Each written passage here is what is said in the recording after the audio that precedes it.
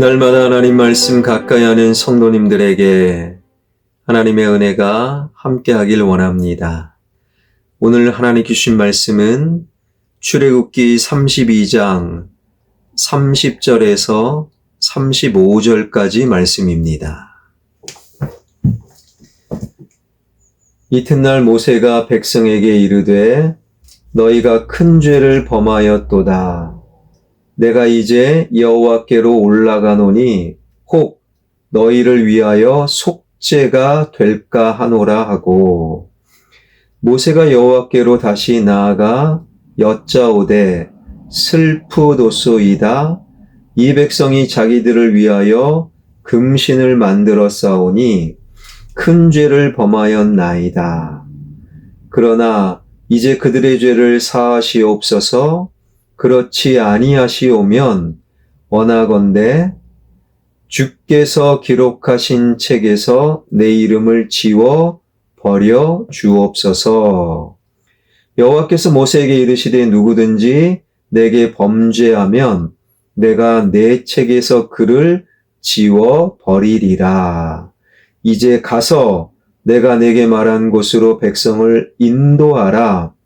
내 사자가 내 앞에 앞서 가리라. 그러나 내가 보응할 날에는 그들의 죄를 보응하리라. 여호와께서 백성을 치시니 이는 그들이 아론이 만든 바 그 송아지를 만들었음이더라. 아멘. 은퇴하신 한 권사님 이야기입니다. 권사님이 두 형제를 키우셨는데, 첫째는 말을 참 안 들었었답니다. 그리고 둘째는 말을 잘 들었던 그런 둘째.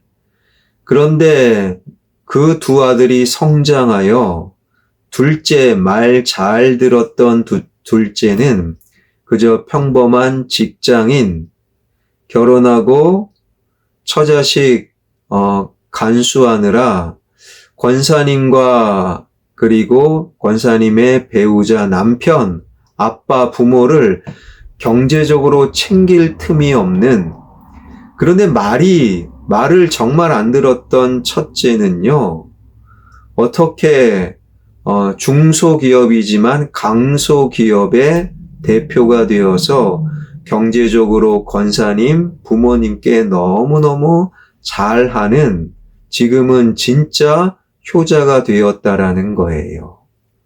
그 첫째 아들 집사님이 어떻게 정신을 차렸는가?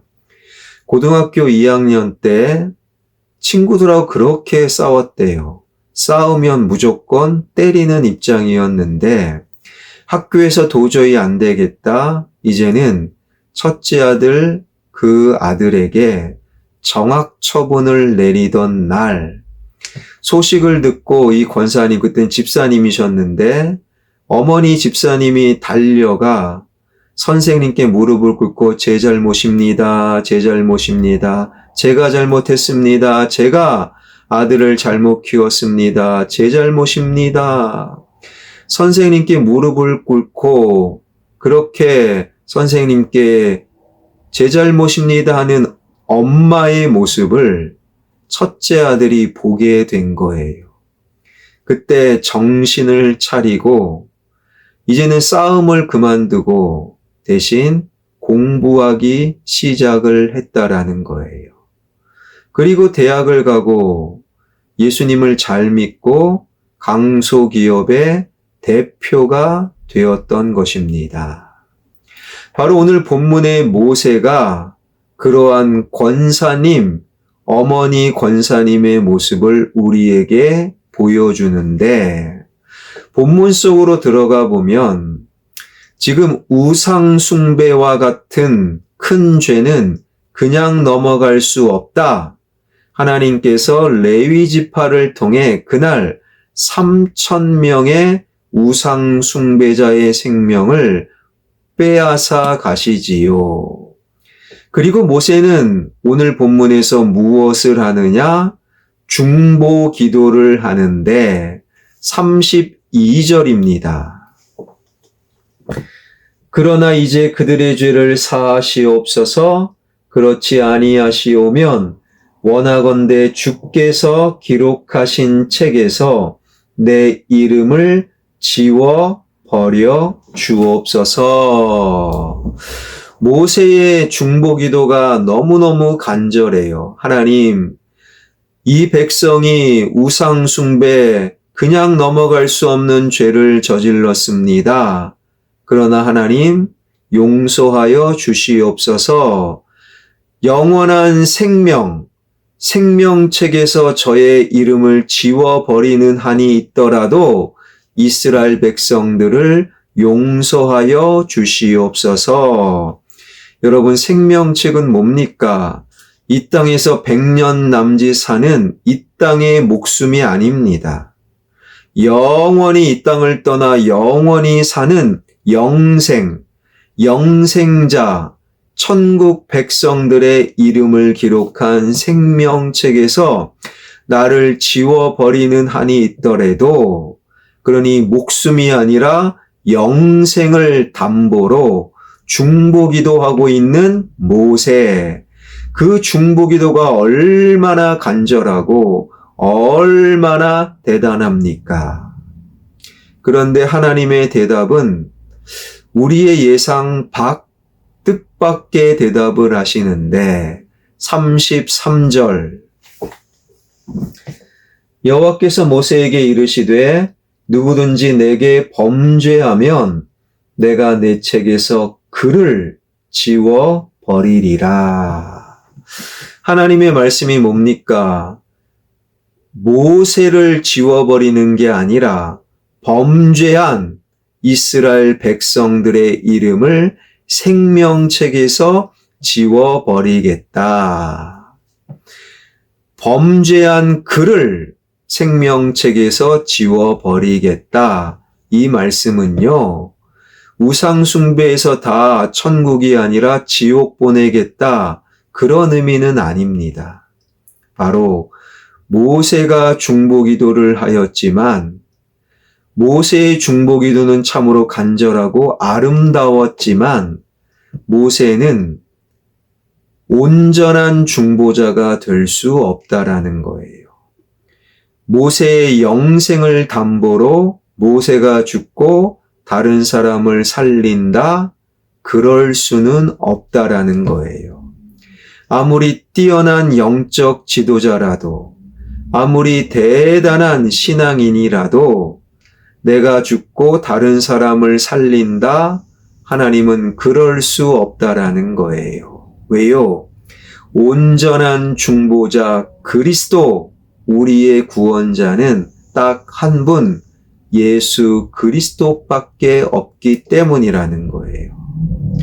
가끔씩 내가 대신해서, 자녀 대신해서 죽고 싶어요.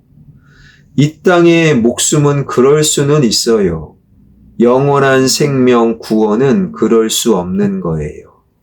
우리가 중보기도를 하지만 우리가 아름다운 중보기도를 해야 되지만 우리는 온전한 중보자가 될 수 없는 거예요.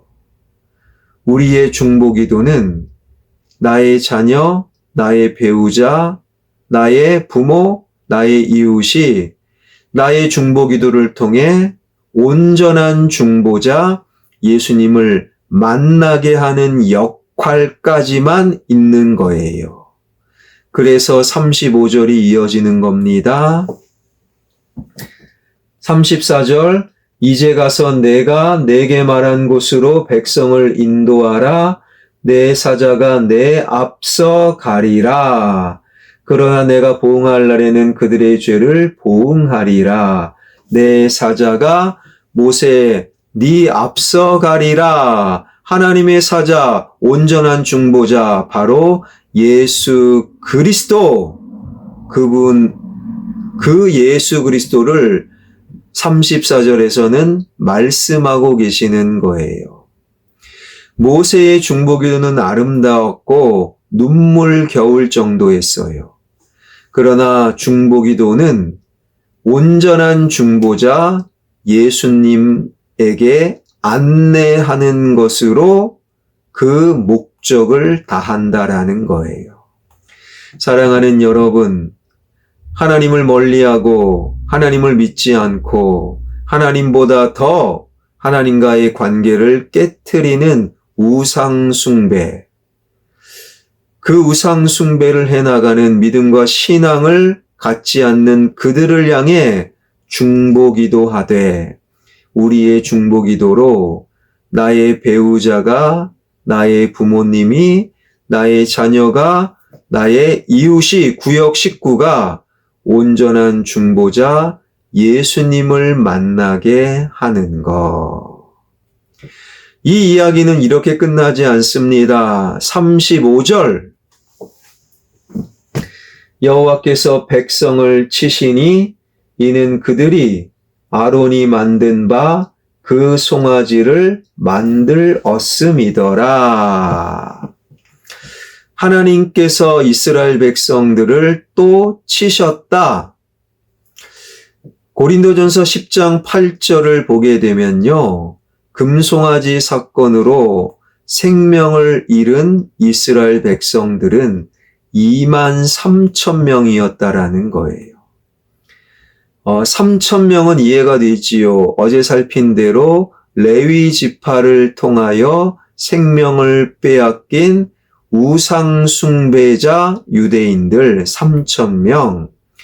2만 명은 어떻게 된 거냐? 바로 오늘 본문 35절에서 사람은 속일 수 있어요.